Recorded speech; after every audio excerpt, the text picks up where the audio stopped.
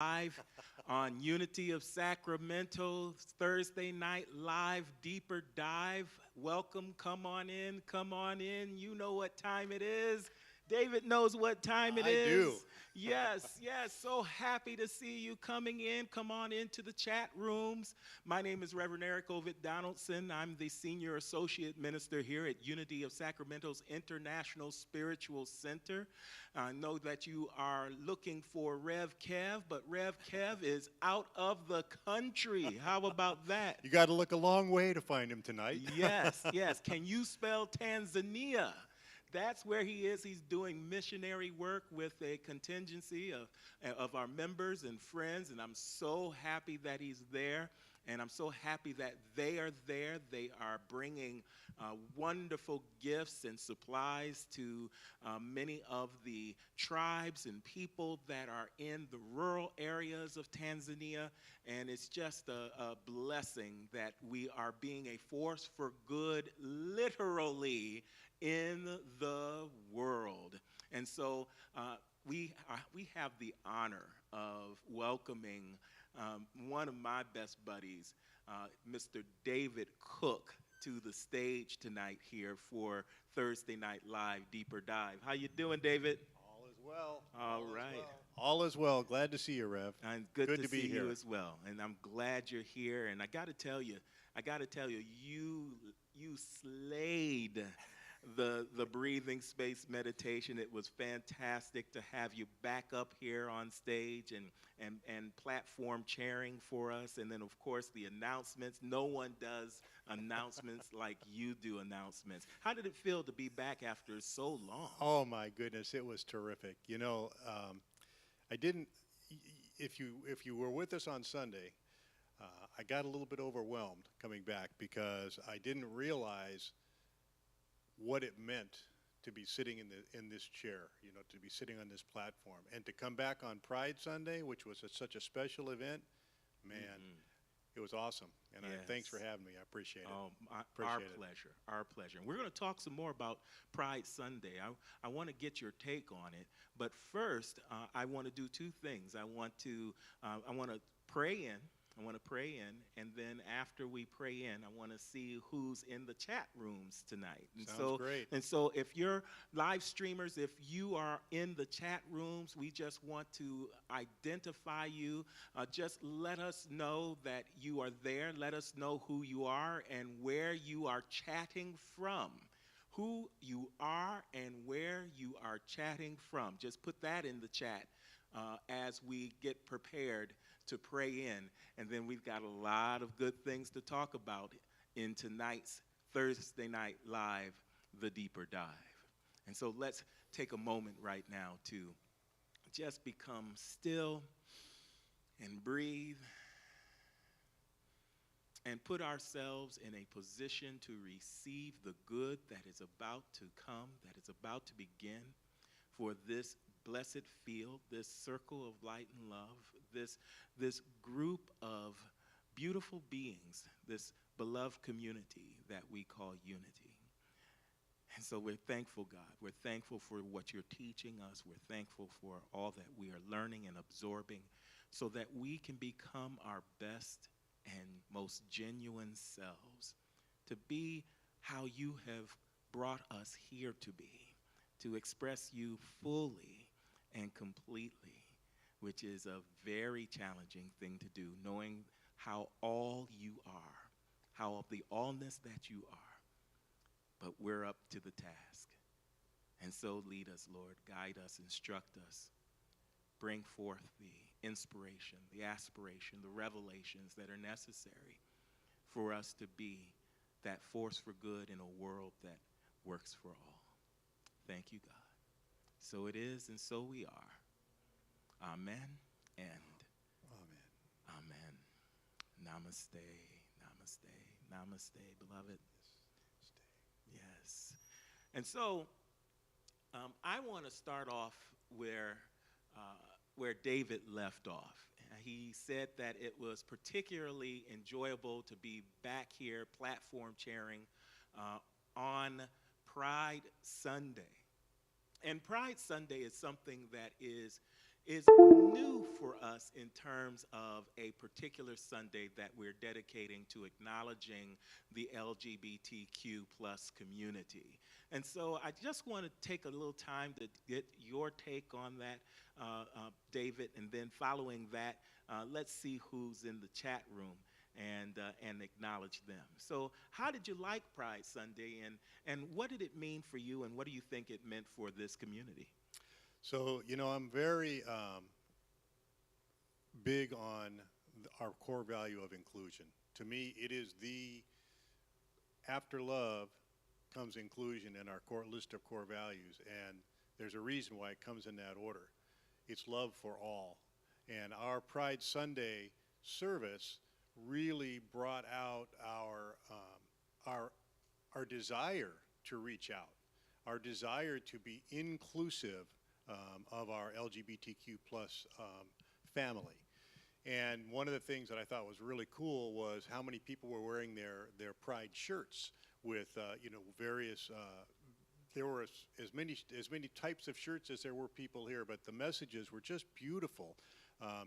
Equality, inclusion, love. It was a great way for us to express. And one of the things that's important about starting with Pride Sunday is, if you want to put it this way, put your money where your mouth is. And so we talk about inclusion, but we live and walk and breathe inclusion, and that's what Sunday was about. And I think everyone who was here had that same kind of feeling about it. I have to agree with you. It was a very special feeling. It felt comfortable. We felt at ease, but we were so excited because we wanted to let people know that we're that church. Yep. That's what Carla Ruiz would say. Yep. She said, we're that church. We're the church that includes all of us, that includes you, no matter who you are, no matter who you love, no matter who you vote for. When you're here, you're home. And so you just put in the chat room right now, me too, me too, me too. If that's where you stand, if you want to be a part, if you want to belong to a community that sees everybody as a part of us, as one. Yes. And speaking of inclusion, let's see who we have in the chat rooms tonight. Well, look at this. I see Anita Ross, Deborah Garcia. Wow. It seems like I just saw you guys on Sunday. Mardell is here tonight. Fantastic. Candy Cook is looking. Candy Cook. Hey, Candy. How did you know? How did you know? So great to see all of you here. Yes, absolutely.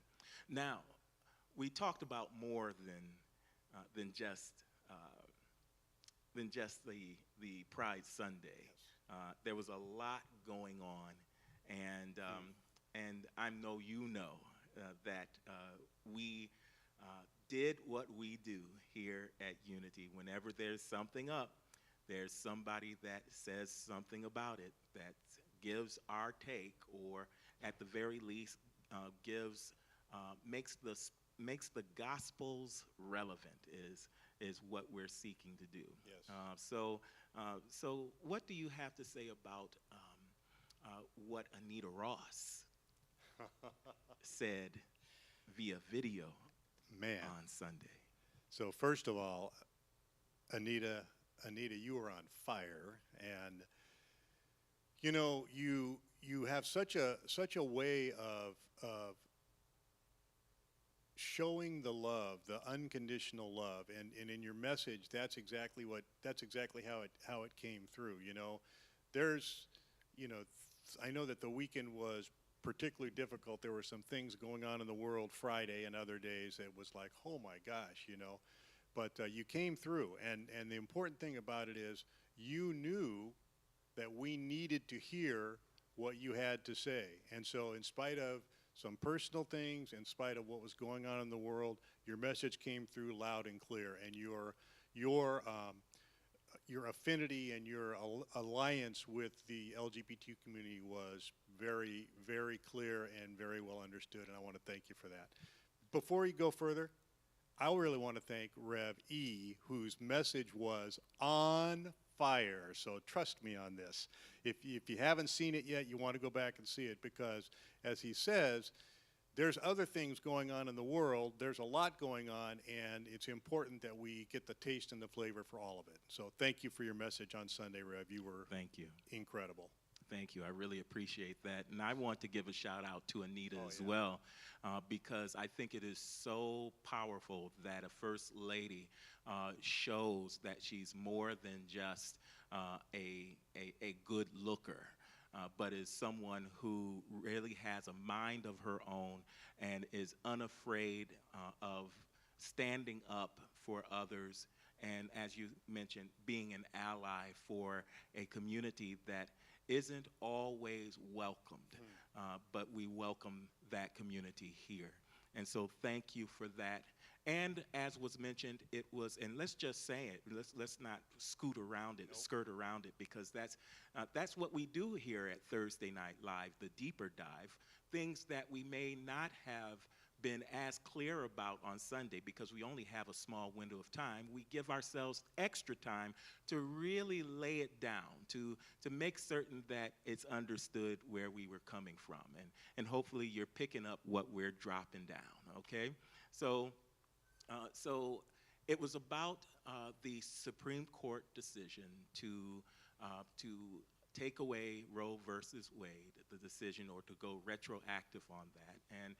And that was all on our hearts during that Sunday, and we talked about it, and we talked about it from what could be considered a new thought perspective. I don't want people to think that this is the only new thought perspective on the subject, what we shared on Sunday. And if you haven't seen it, I encourage you to go back into our archives on facebook.com/Unity of Sacramento, our Unity of Sacramento Facebook fan page, or on Unity of Sacramento's YouTube channel.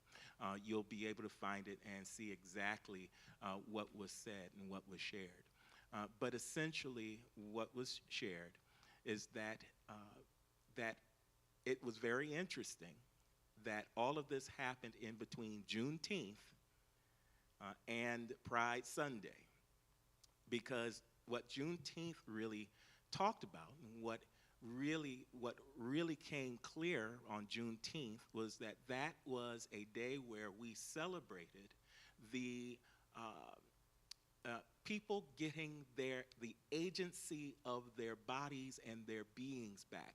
They were their own persons. They always have been, but they were no longer enslaved, and that was finally fully enforced on Juneteenth, 1865, nearly 2.5 years after the Emancipation Proclamation.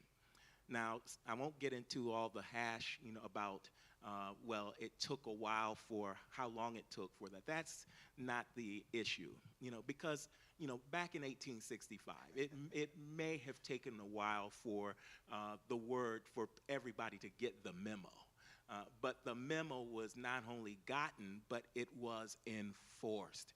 And those types of things have to be enforced, because that there were people that were like, no, I'm not telling my enslaved, quote unquote, property that they are free and they're going to stay with me. Now, many of them, here's what wasn't said, and this is the deeper dive on this, many of them had to stay on that land, on their property, and that's what was recommended in the statement that was shared by General Granger. Yeah. General Granger, that stay where you are. And so that's where sharecropping came into play. No one had the money or the resources after a war, on top of it, to go about things by themselves. So it took a while for everything to come into effect. But with that said, that was a major day, because for the first time for a large part of the United States population, that population had agency over their bodies. And here we are, some 200 or so years later, and we're still battling over the agencies of our bodies and beings. And so that's what this was all about. It's not just about, abortion, the abortion issue. It's really about women getting their just due and not being second-class citizens in this society where anybody, any person or any government or any law can tell them what to do with their bodies.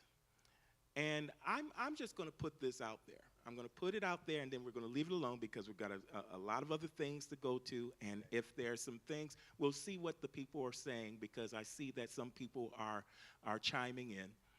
But I'm going to just put it out there, because there's the question, the gray area in all of this is, when is life, or when are humans human, and when does life begin? Does it begin at conception, or does it begin at birth? And so while there is a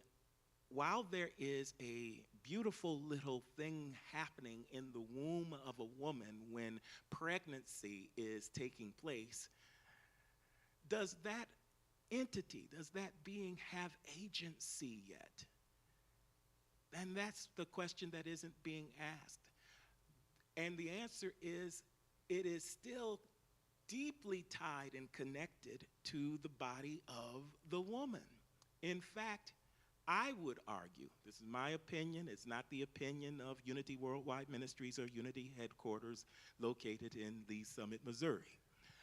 But I would suggest that this organism that we call a fetus is an outgrowth of the woman, attached by an umbilical cord, utilizing the nutrients of the body of the woman, the womb, and therefore it is of the woman. It is literally of the woman, and therefore the woman. It is still the woman, and therefore the woman should have agency over it. There is a rite of passage in pregnancy, and it's called birth. And at birth, a person, and I want to use the word individual, is born.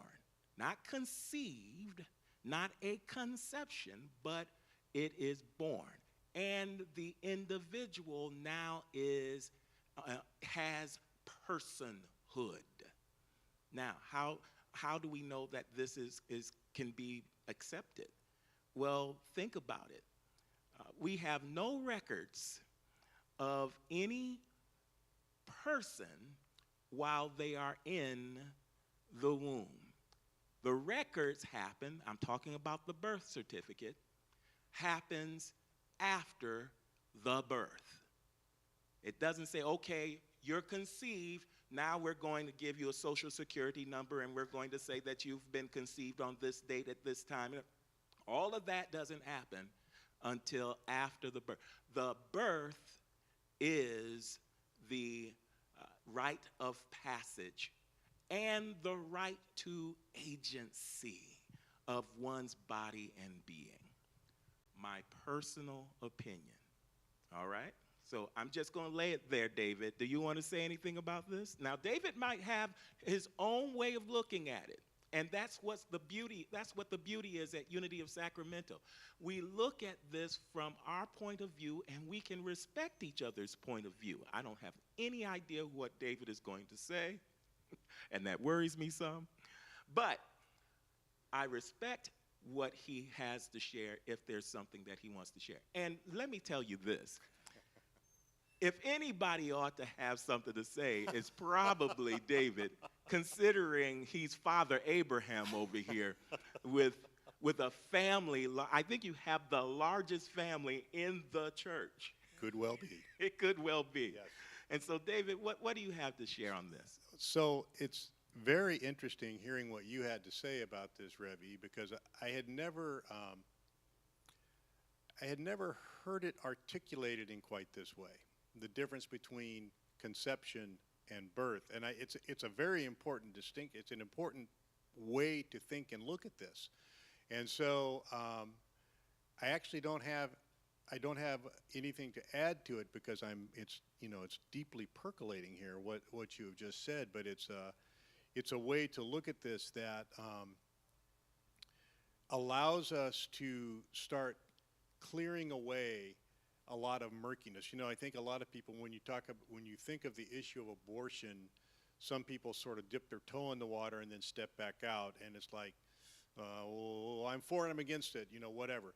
But really to think about what it is that is driving your opinion or your belief about it, that takes deep thought. And I appreciate the way that you have articulated clearly, and as you said, your opinion. Not Unity Worldwide Ministry. This is your point of view, and I think it's richly shared with us today. So thanks for that. Thank you, David. Thank you. And we are well aware that we got two men up here talking about this, and it's deeply uncomfortable. Yes. But we're going for it because it's called the deeper dive. So if there's something that you want to contribute to the conversation, by all means, put it in the chat room. Put it in the chat room. Put it in the chat room. We're going to look at this chat room to see if there's anything that really needs to be shared on this subject. Everybody has a voice, and everybody should be heard on this. And there are so many facets to this issue. And so even if you are pro-life and you believe in the right to life, we want to hear from you too. We have to find some commonality around this so that we can really understand the issues and not say either or, but there's got to be some sort of balance around this.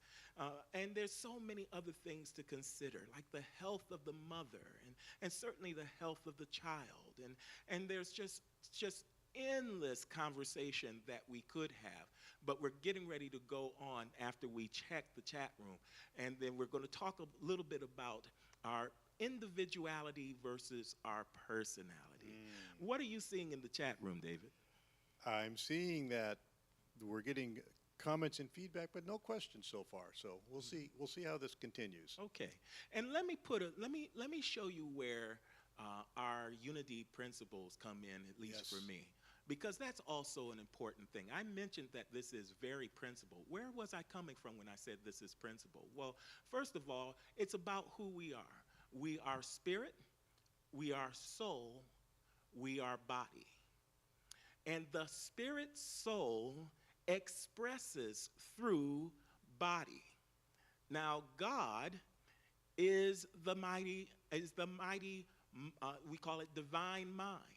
And that divine mind, out of divine mind, we have what's known as consciousness, a certain level of awareness of God through that mind. Then that our souls is the way in which we become aware of that divine mind. Our spirit is the life breath that is given to each of us through God. It is the animating factor of it all, of the essence of our being, spirit, soul, body.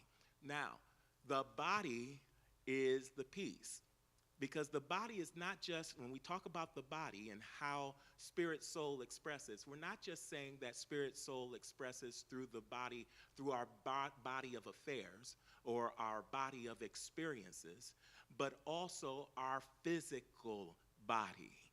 And it has an amazing way of doing the will of God when given the opportunity. However, there's a catch to this that we often forget or is not mentioned, and that is God has given us free will or choice. And that's an important thing to say, especially considering we are talking about Freedom Summer. This is our summer to be free, or to learn and understand what it means to be free. as we're discovering. We thought it was about just escaping the house after a long pandemic. Yes, that's what we thought. That's what we thought.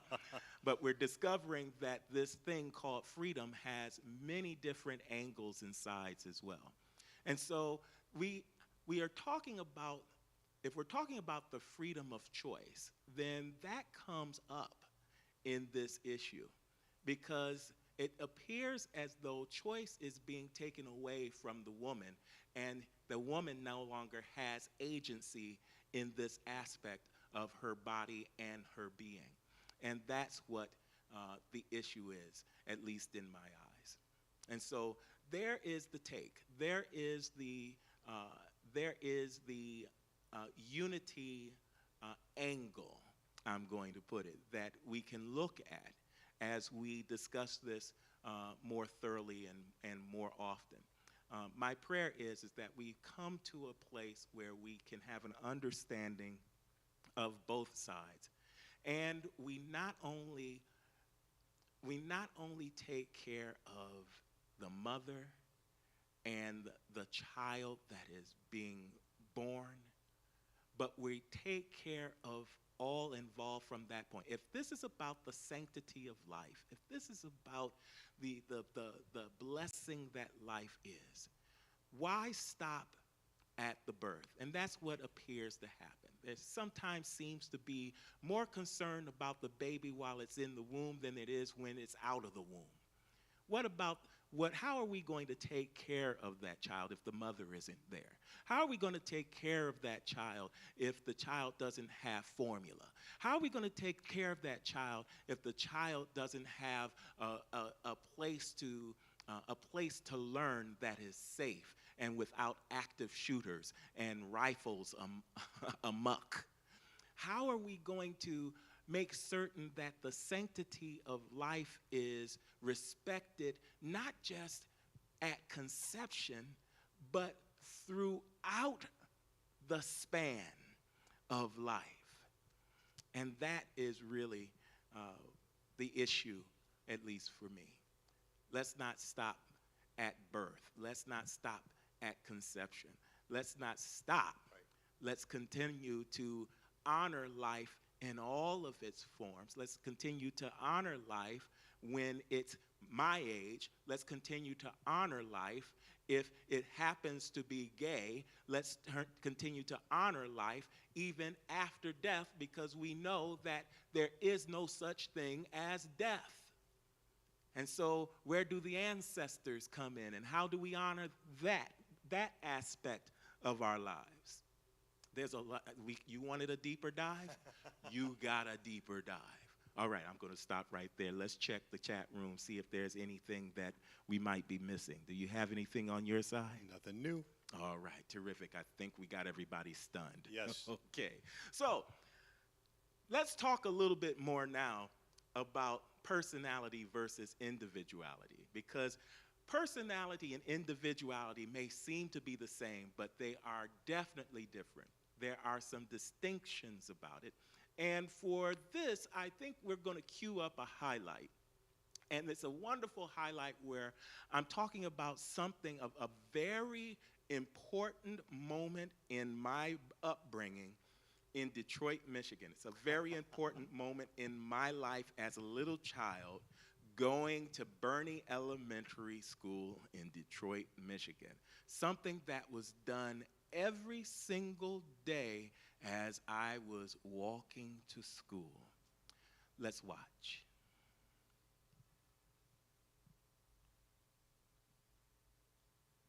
Please see Boy, Deborah is a popular woman, isn't she? You're going to see her for all these things. So, and you know what's the best part about it is? She can handle it. She is an awesome operations manager here at Unity of Sacramento. I just want you to know. Come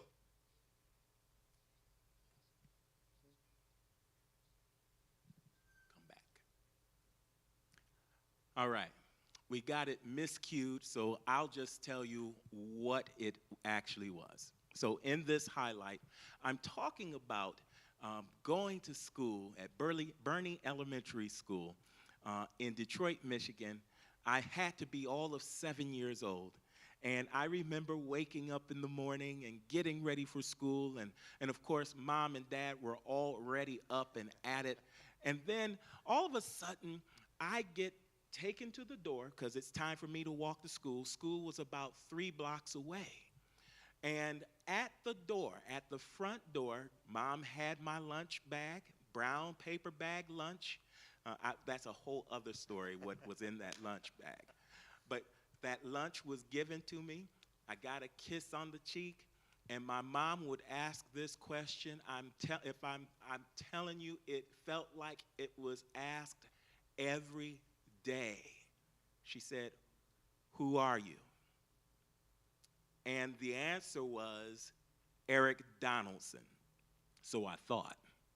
And my mom would say, Eric Ovid Donaldson. And Mom had these long fingernails, and that finger looked like it was 3 feet long, and pointed at me right into my nose.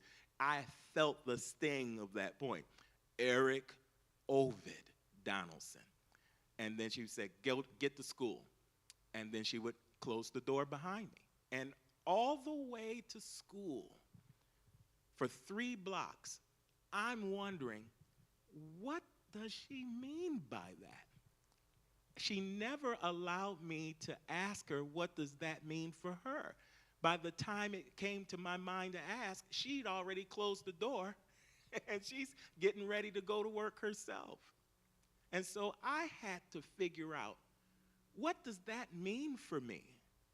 And it was in the context, and you probably get this, it was in the context of her expectations. Do you get that? Yep. And if you didn't know, you knew when she said Eric Ovid Donaldson. You know how parents, when you're in trouble, they use your entire name, right? Isn't that right? Does that happen to you? It's the name and the tone. The name and the tone. It was that thing. It was that. Yep. And so I had to think about it. What does it mean to be Eric Ovid Donaldson? And a few things came up.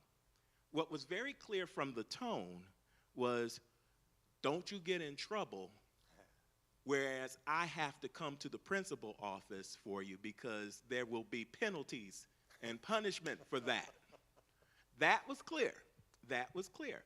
But if you go deeper and you look into her eyes, you know that all the ancestors were lined up behind her when she said Eric Ovid Donaldson. They just popped up in my mind, right, just in lineage, right behind me, with every single one of them pointing their finger. That's how it felt for a little kid my age.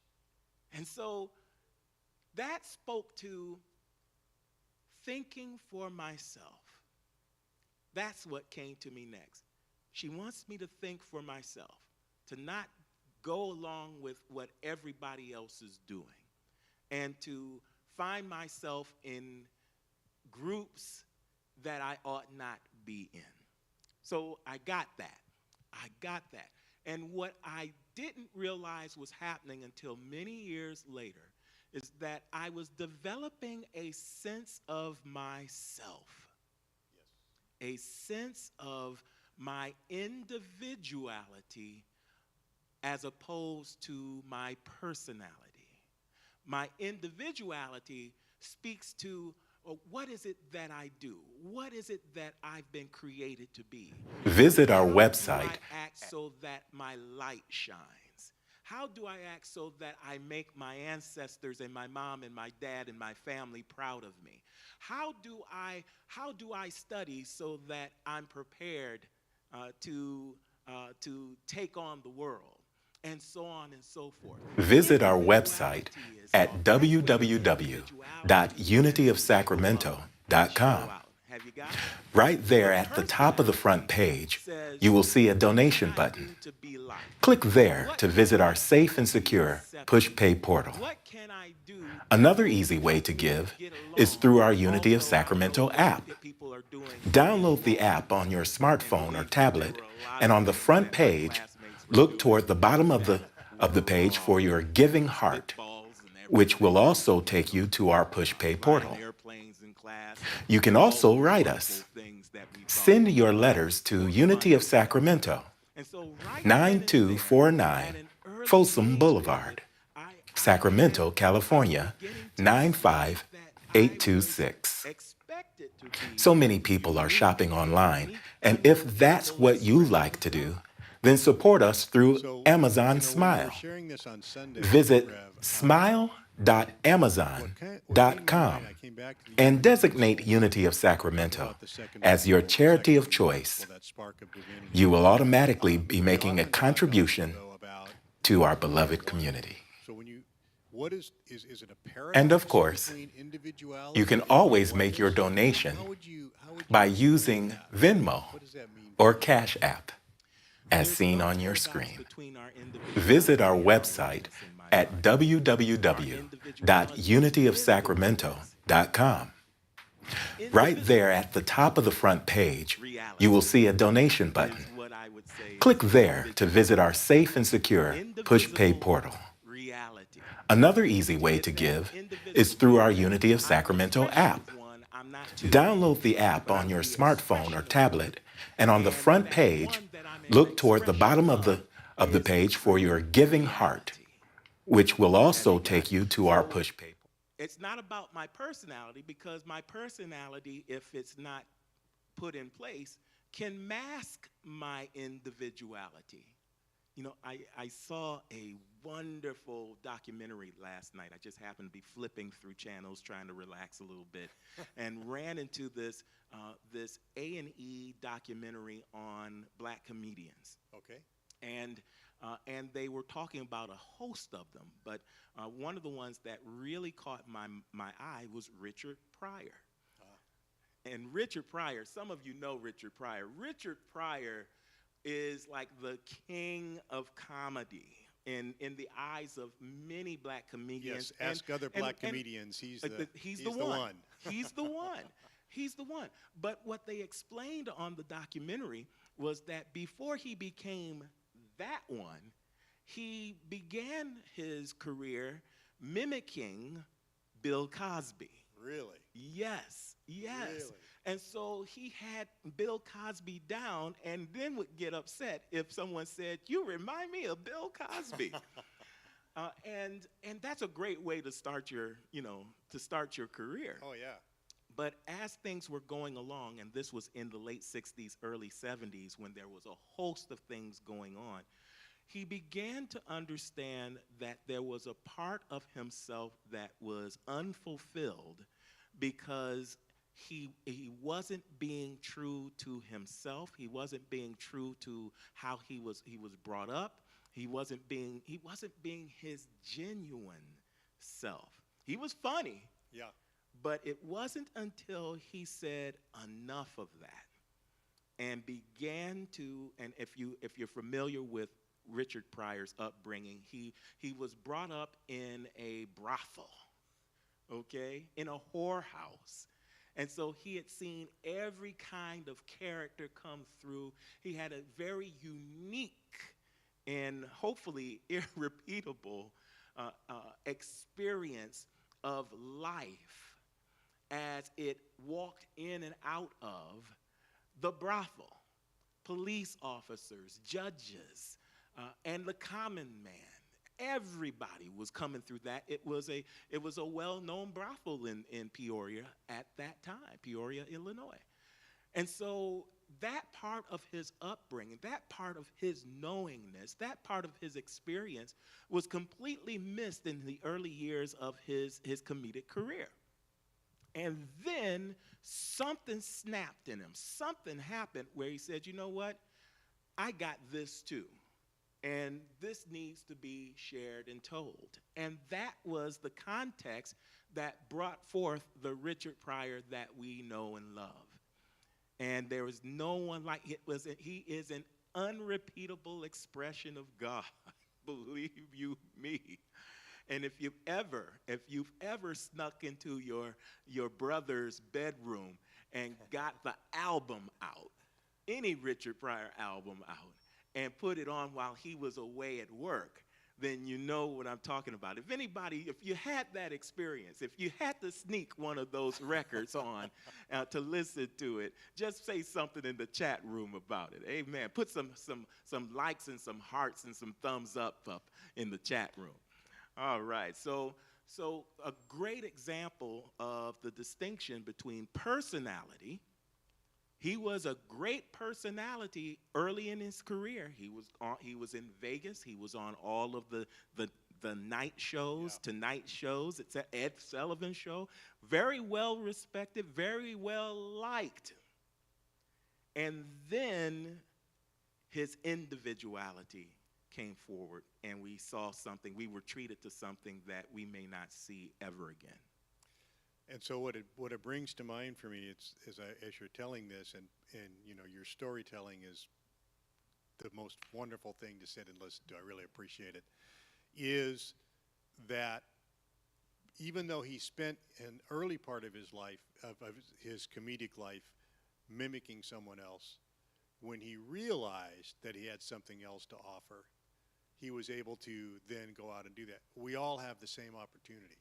So wherever I am, wherever I've been, I always have the opportunity to say, but is this really the true me? Is this my authentic self that I'm sharing, or am I hiding? Or, you know, and I don't say that in a, you know, not like I'm intentionally running away, but am I just only giving part of myself to the world, right? And so when we talk about our gifts and we talk about our divine assignments, you know, that's a great story to illustrate it's never too late. You always have the opportunity. You really do. You really do. Is there anyone in the chat room that are sharing with us this evening? I know we have Martin Horsford. He's watching. How you doing, Martin? Good to see you. Cherie Thompson is online with us. Hey, Reverend Cherie. Good to see you. We also have Sherry Rowe. Sherry Rowe is watching. How are you, Sherry? Good to see you. And Wanda Joy Thornton is online with us tonight. How you doing, Wanda? Glad you're listening in. And so we talked more about individuality and personality, and we see that in the scripture as well. And I made mention of Jesus and John the Baptist. Yes. John the Baptist is like the personality. He was a personality. He was a hoot. He wore camel's hair in the summer, y'all. He was a personality, no doubt about it. But it was him who said, it was he who said that there's someone coming after me whose sandals I can't even latch. I can't even walk in his shoes, is what he was saying. He said, I baptize in water, but he's going to baptize with the fire.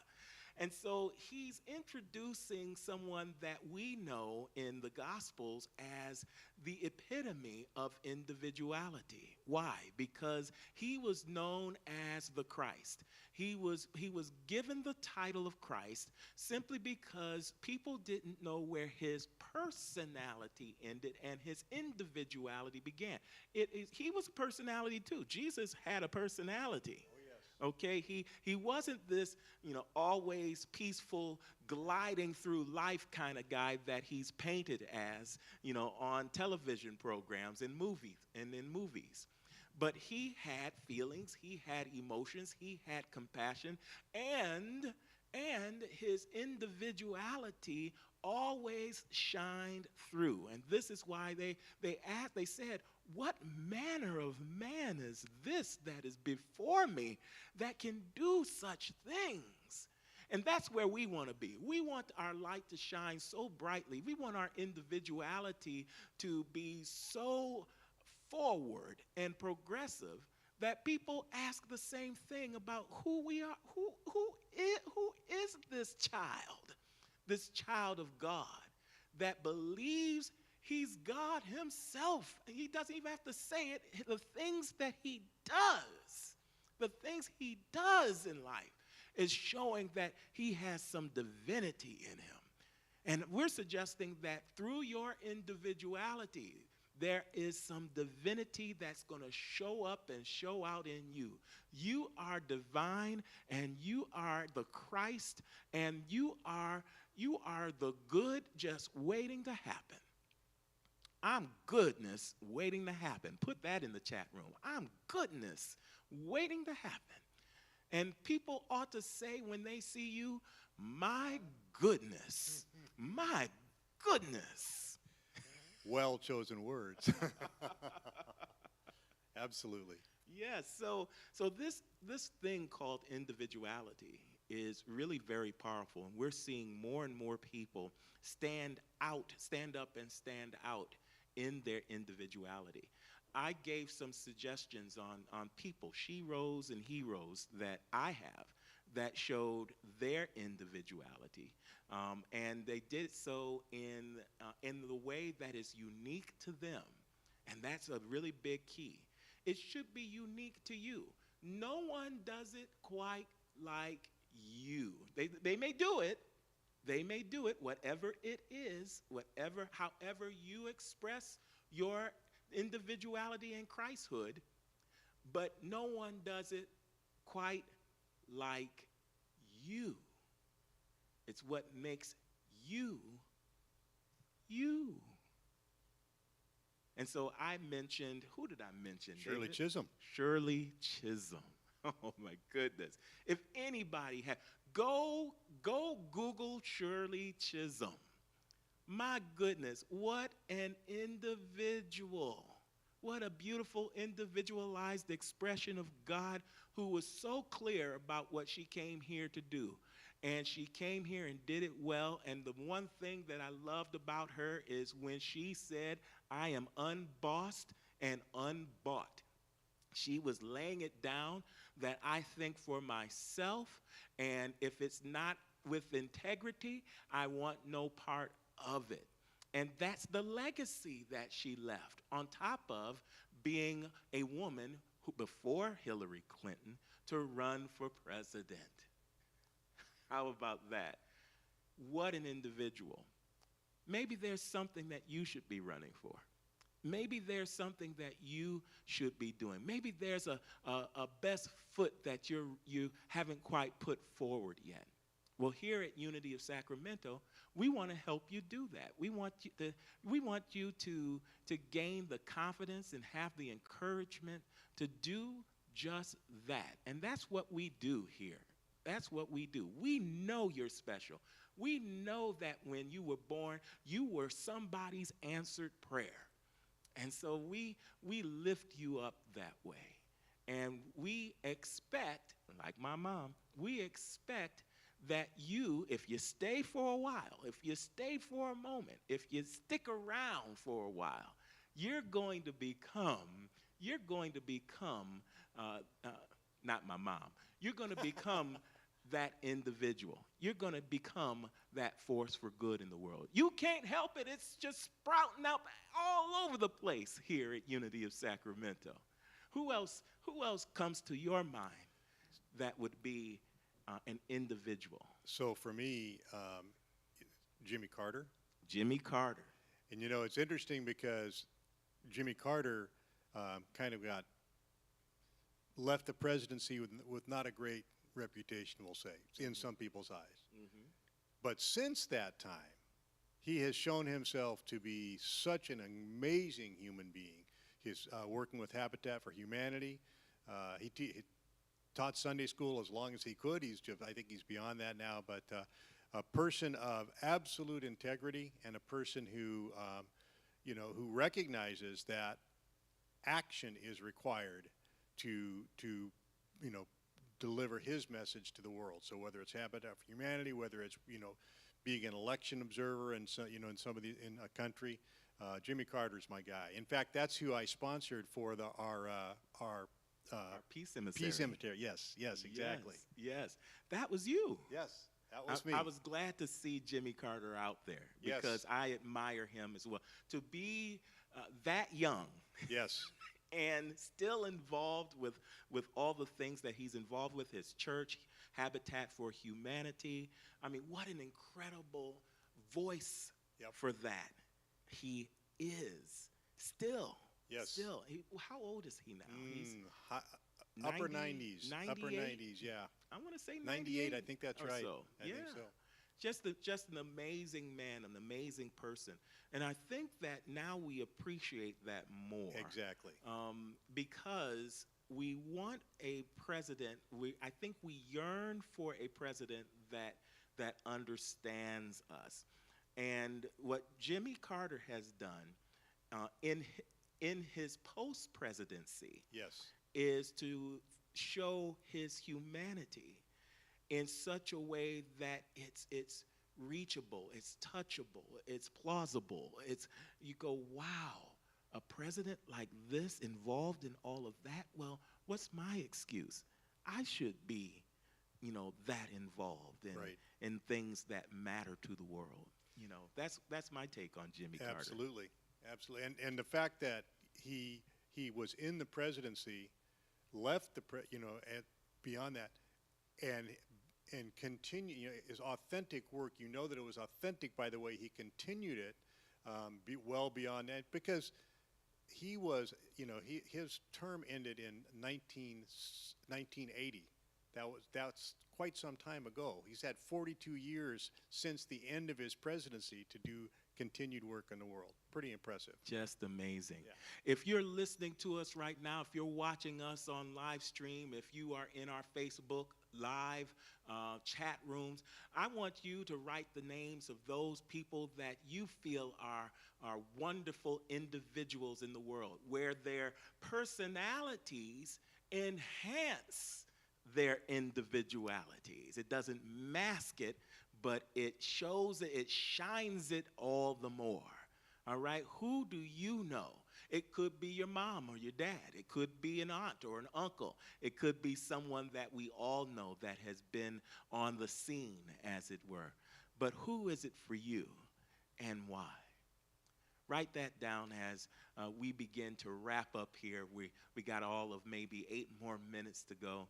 And is there anything else that happened on Sunday that you want to share, that we want to take a deeper dive in? So I'm coming back to you. Your song, that was, first of all, it was so important because of the message that it brings. But God's singing through you, that was such an incredible part of the Sunday service. And I know the musicians were they were moved, they were touched by that. It was just one of those moments in the service where, we didn't want it to end. We wanted you to keep going forever. So just wanted to share that with you. I'm really touched by that, because I am not a singer per se. Okay, so let's say it all you want. Say it all you want, Rev. But here's my philosophy on that. My philosophy is that we all should sing, but it doesn't matter how well you sing as much as it matters that you sing, because it's another way, it's another level of expression, and that expression communicates unlike any other. And so there are people that I know who can't hold a note, but because of the passion that they bring to the words and to the song, to the lyrics, it communicates, it resonates, it touches.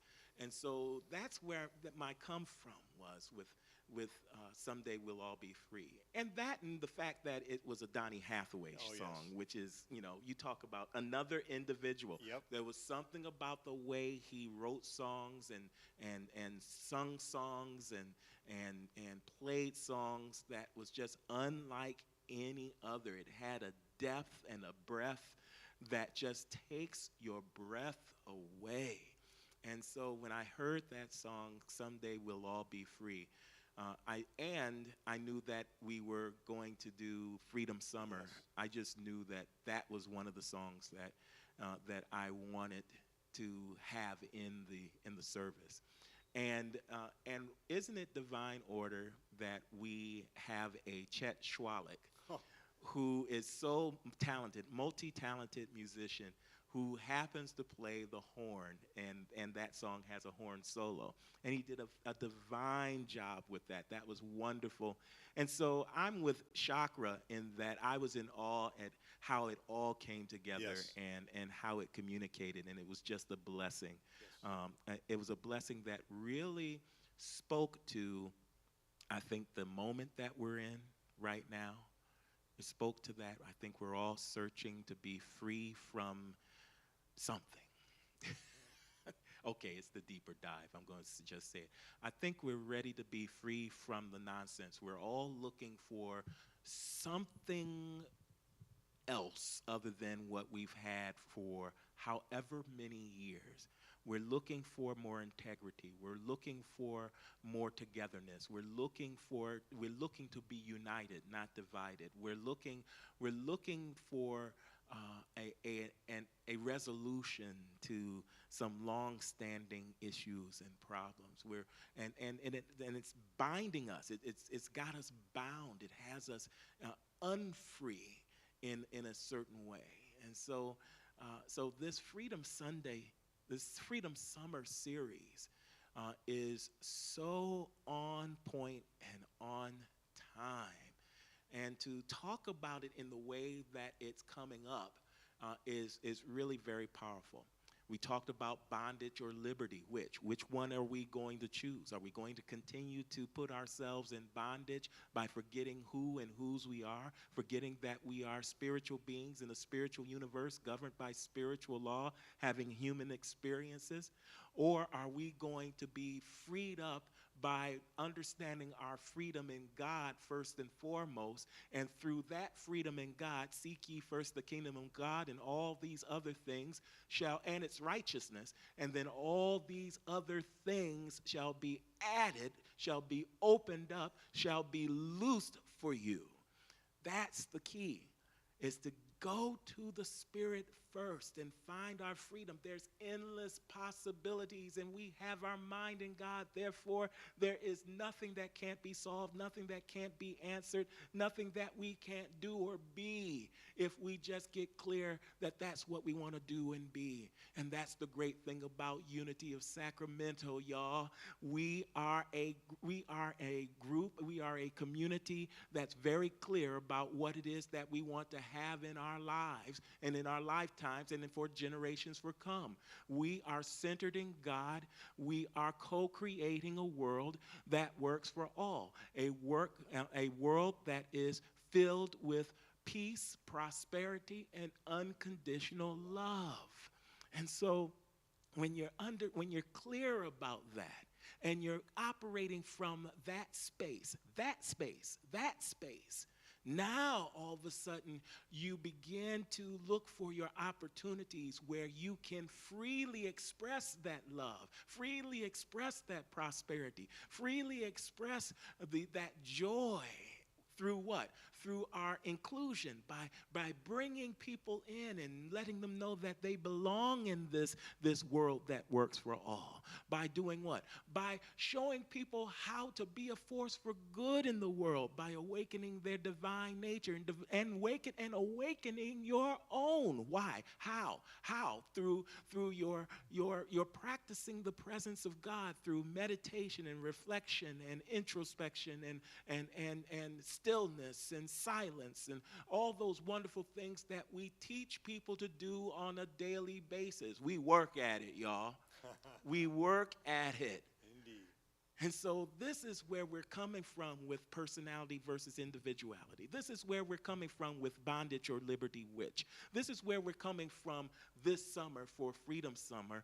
And next week, this coming Sunday, which is 4th of July weekend, we're going to be talking about spiritual independence. Spiritual independence, another part of Freedom Summer. And then after that, we're going to talk about financial freedom. So stay tuned, stick around, pick up what we're putting down, and we hope to see you in person on Sunday. But if not in person, if you're not ready for that yet, then you just come on into the live stream, and you get some of this good stuff that will help you live healthier, happier, and more prosperous lives. Okay, I done said a mouthful. It's probably after 8 o'clock. Are we still on this side of the hour? 2 seconds. You have 2 seconds. I have 2 seconds. Okay, time to give. Thank you so much for your generosity. It allows us to continue this work, to reach out to people in such a wonderful way such as this. It's working, everybody. We have jumped the ocean, and we're now in Africa, in Tanzania. Unity of Sacramento is seeking to go into other places and other territories and share this kind of love and share this kind of message to the world. When we say a world that works for all, we mean it, and we are actively doing it right now, thanks to your financial gifts. And so we want to show you how to give, and we ask that you give tonight. I know that there's some of you that are recurring givers, and we thank you for that, but we want you to give over and above, because I'm just being real about it. It takes money to do this work. But when the work is getting done, when the work is good, when the work is blessing your life, when the work is blessing others, when you are seeing the results that you want to see, when you have captured the vision and you are on this bus ride with us, when we're going to need some gas money. We're going to need we need you to be generous with your giving so that we can bring more people with us. And we can do more in the world.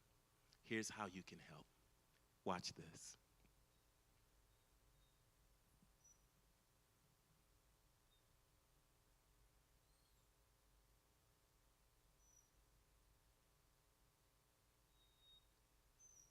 Visit our website at www.unityofsacramento.com. Right there at the top of the front page, you will see a donation button. Click there to visit our safe and secure push pay portal. Another easy way to give is through our Unity of Sacramento app. Download the app on your smartphone or tablet, and on the front page, look toward the bottom of the page for your giving heart, which will also take you to our push pay portal. You can also write us. Send your letters to Unity of Sacramento, 9249 Folsom Boulevard, Sacramento, California, 95826. So many people are shopping online, and if that's what you like to do, then support us through Amazon Smile. Visit smile.amazon.com and designate Unity of Sacramento as your charity of choice. You will automatically be making a contribution to our beloved community. And of course, you can always make your donation by using Venmo or Cash App, as seen on your screen. All right. I made it. You made it. I made it too. Okay, so David and I, we love to give through our smartphones on the UOS app. And we looked at each other and we looked at our phones and we said, we got to go. We got to do it. We got to do it. And so we were racing, and then I was able to reach the finish line, and so did David. We made it. Way to go, David. Appreciate you. Yes, sir. So we hope you made it as well. We hope you made that commitment to Unity of Sacramento through your generosity. Thank you so much for all that you give to this spiritual community, and may it bless you 1,000-fold or more. Well, we hope to see you next week on Thursday Night Live, Deeper Dive. We're going to have another exciting hour of fun and power and learning how to live our best lives. So until then, may the light of God surround you, the love of God enfold you, the power of God protect you, and the presence of God watch over you. Wherever you are, God is, and all is well. Thank you so much, everybody, for chiming in. If we didn't give you a shout out, we're giving you one now. Thanks for being on the program. Thank you, David. All right, thank you. This has been fun. Can I do this again? Yes, you can. All right. All right. Got it. Peace and blessings, everyone. We're out.